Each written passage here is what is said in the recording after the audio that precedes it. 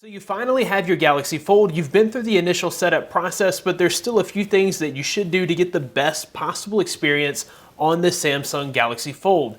These are the first 10 things you must do on the Galaxy Fold. Let's go ahead and get started. The Galaxy Fold has this really cool feature where you can open an application on the front screen and then continue that on the inside screen. So just to show you what I'm talking about here, we'll go to the Play Store and then we can continue this on the inside screen. So by default, this doesn't work the opposite way. So whenever we close this back out, by default, it doesn't just automatically open that on the front screen, but you can enable that to work. So the way that you would do that is you would jump into your settings, you'll go into your display, and then you'll choose here where it says continue apps on front screen. And any application that you would like to continue on the front screen, you would just go ahead and turn that on. So just to kind of show you how that works, we'll go back with the Google Play Store. All right, so now if I open up the Google Play Store and I want to open that on the tablet, I can, but say I enter into a public place and it's kind of unwieldy to have out your tablet, you want to continue that on your front screen. Now you're able to continue that on your front screen. The second thing here has to do with this big, huge notch. So one thing that kind of stinks about having that notch there is you can't pull down the notification panel from the right side of your screen. You actually have to go over here to the middle or over here to the left to grab that notification panel. There is, however, a fix. So we don't have an in-display fingerprint scanner with the Galaxy Fold. We do have a fingerprint scanner on the right side. And other than just being a fingerprint scanner, you can actually program gestures for this sensor. So the way that we're going to do that is head into our settings. From the settings here, we'll scroll down to advanced features, and then we will scroll down to motions and gestures, and then finger sensor gestures. So go ahead and turn that on. And now whenever you swipe down from the fingerprint, that's going to open up your notification panel. That way you don't have to reach all the way up here, and you don't have to reach from the left or the middle. You can actually just control the notification panel from your fingerprint sensor. All right, so while we are in the advanced features, you may want to go ahead and reprogram the Bixby button. So by default, this power button here, it controls Bixby. I, for one, don't use a lot of Bixby. I'd like to have the benefit of having a power button back. Otherwise, the only way to get this to power down or to reboot would be to go into your settings. You've got a little power button here. To me, that's too many steps. I'd rather just use my side key as my power button. To reprogram that, we're going to go into our settings, advanced features, side key. Instead of the press and hold using Bixby, we're going to set that to power off menu.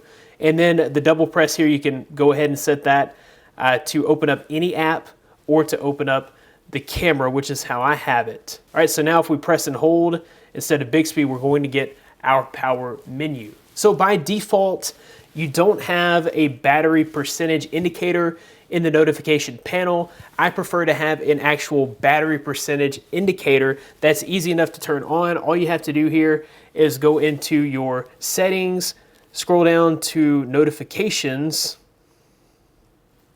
So you'll go into notifications, you'll go to status bar, and you'll just select show battery percentage. Without it, that's how it comes stock. Toggle that on to get battery percentage in your notification panel. So if you're really not into the notch, you can hide the notch. It's going to take away from some of your screen real estate, but you can indeed hide the notch. To do that, you're going to go into your settings, you're going to go into display, full screen apps, check your settings and advanced settings, and then toggle on hide camera cutout. That's going to totally hide the notch. All right, so there's a few display settings that you may want to change on the Galaxy Fold. By default, the colors are more natural and a little muted. I personally prefer the vivid, punchy colors of Samsung displays. So to change that, we're going to jump into our settings. We're going to go to our display settings. We're going to go to screen mode. And instead of natural, which is what it comes with by default, we're going to change that to vivid. That's going to give us those more saturated, punchy colors that I love from Samsung displays. There's also a night mode which enables a dark theme on the Galaxy Fold. I like that because the more black there is, the less battery that is being consumed, because with OLED displays, whenever there's the color black, it just means the pixel is turned off. So that is definitely a help with saving on battery. So to turn on night mode, we're going to go into our settings. we'll go into display, and then right here, we can use a darker theme to keep our eyes comfortable at night, and we can go ahead and turn on that night mode. So even in our notification panel, we get a darker theme. You can take this a step further and enable a black wallpaper. That would help save even more battery life, but definitely turning on that dark theme.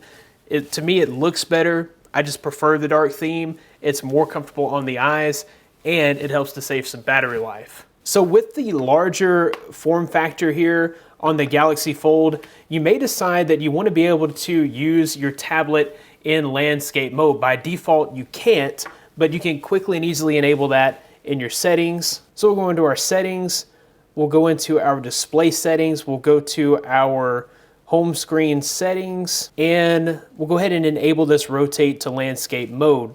That way, if you want to use your tablet in landscape mode, you're able to do so. The Galaxy Fold does have an always on display.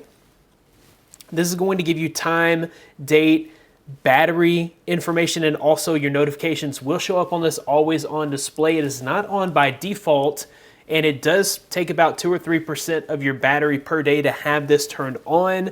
But if you want that extra bit of information while your phone is turned off or is asleep, you just want to turn on that always on display. So to do so, we'll go into our settings, we'll go into our lock screen settings, and then we'll go on into our always on display. Go ahead and toggle that on, click it. This is going to allow you to set this up. So for me, I just turned it to show always. So that means even if I'm asleep or if I'm at work, wherever I am, the always on display is always going to be on. I personally like it at night because if I wake up in the middle of the night, I can kind of turn over and see what time it is on my phone.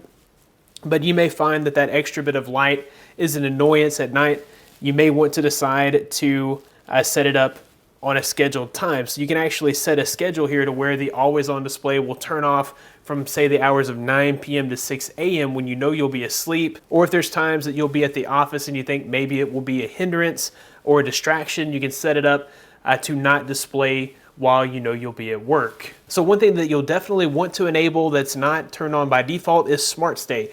With a device like the Galaxy Fold, you'll probably find yourself doing a lot of reading. You've got more space here, so that means you're gonna have more content, and you may be looking at the screen without touching it for longer because you may find that you're not having to scroll as much. That being said, if you have your display set to turn off at 30 seconds of inactivity, you may not be finished with what you're doing. Smart Stay allows the screen to stay on as long as it sees that you are looking at the display. Smart Stay will keep the display turned on. So you definitely want to make sure to turn that on. To do so, you're going to go into your settings. You'll go into advanced features. Go down to motions and gestures and turn on Smart Stay. So one great feature of the Galaxy Fold is that it does have a Find My Mobile feature. So similar to what the iPhone has with the Find My iPhone, if you were to misplace your Galaxy Fold or maybe somebody stole your Galaxy Fold, you'll be able to find where it is as long as you turn on the Find My Mobile. So the way we're going to do that is go into our settings. We'll go into biometrics and security, and then we'll turn on Find My Mobile. It says locate and control your phone remotely if it is lost or if you forget your unlock method. You can turn it on. You see all the different options here. Remote controls allow your phone to be controlled remotely over the internet using your Samsung account. Google Location Services allow the Google Location Service to provide more accurate information about the location of your phone if it were lost or stolen. Remote unlock, your PIN, pattern, or password will be securely stored by Samsung. This allows you to unlock your phone in case you forget your unlock method. It also allows you to control a lost phone remotely even when it's locked.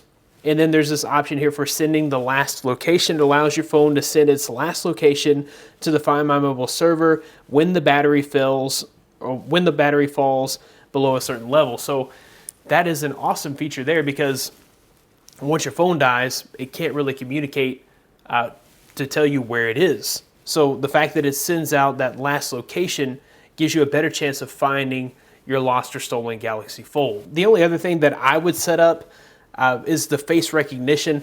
The fingerprint scanner over here to the side is okay, but I find that it actually misses my fingerprint more than a traditional fingerprint sensor or the in-display fingerprint sensor that we have on the S10 and the Note 10. But the face recognition does a really great job of unlocking the phone quickly and accurately, so you may want to set up that face unlock. All right, so I think we've covered more than 10 things that you should do before you really dive into using your phone. These should help you to have the best possible experience on the Galaxy Fold. If you can think of anything that I missed, make sure that you leave it in the comments. That about wraps it up for this video. Thanks guys for watching. Be blessed. I'll see you in the next one.